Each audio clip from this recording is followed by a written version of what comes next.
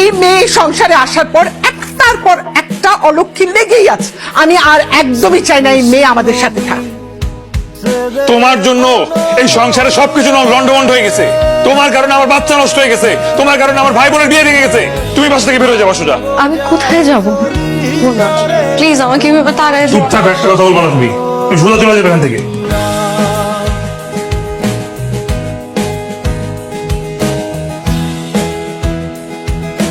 কিরে মা, এবার আসার পর থেকে দেখছি তোর মনটা খারাপ।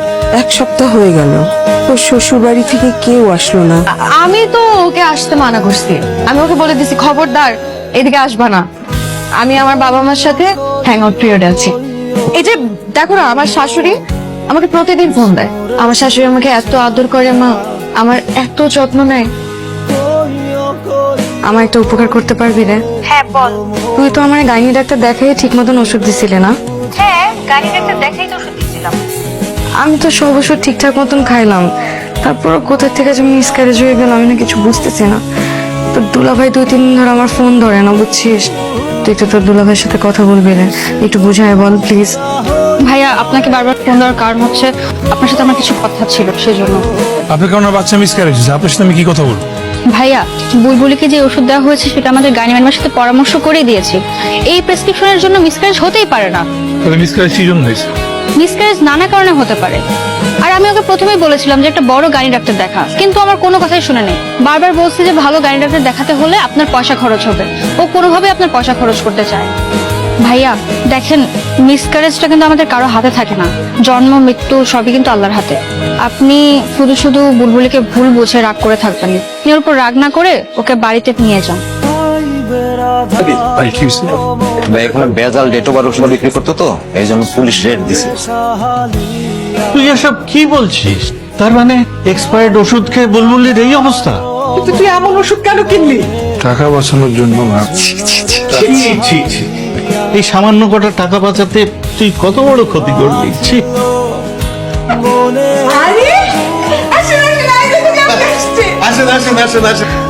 আপনারা যে আমার মেয়ের কত যত্ন করেন সেটা তো বুঝতেই পারছি। উনি তো সারাক্ষণ আপনাদের প্রশংসা করে, বলে যে আপনারা যে এত যত্ন করেন, এত যত্ন করেন। ওর পছন্দের খাবার রেঁধে খাওয়ান, ওকে ঘুরতে নিয়ে যান, তারপর মানে নিজের মেয়ের মতো। আপনারা তো ওকে আসতে দিতেই চাননি, ও তো জোর করে চলে এসেছে। এই কারণে আপনারা আবার ওর উপর রাগ করেননি তো? আপনারা যেটা বলছেন আসলে সেটা ঠিক না। আমরা আসলে বুলবুলিকে অনেক কষ্ট দিয়েছি।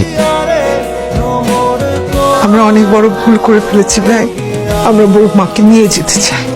এত কিছুর পরেও আমি আমার মেয়েকে আপনাদের হাতে তুলে দিব? আমার মেয়েকে আমি আপনাদের ওইখানে যেতে দিব না, কখনো কখনো না। নিষ্পাপ মেয়েটাকে আপনারা কষ্ট দিয়েছেন, অসম্ভব। আপনাদের ওখানে আমার মেয়ে যাবে না। না আমি যাব।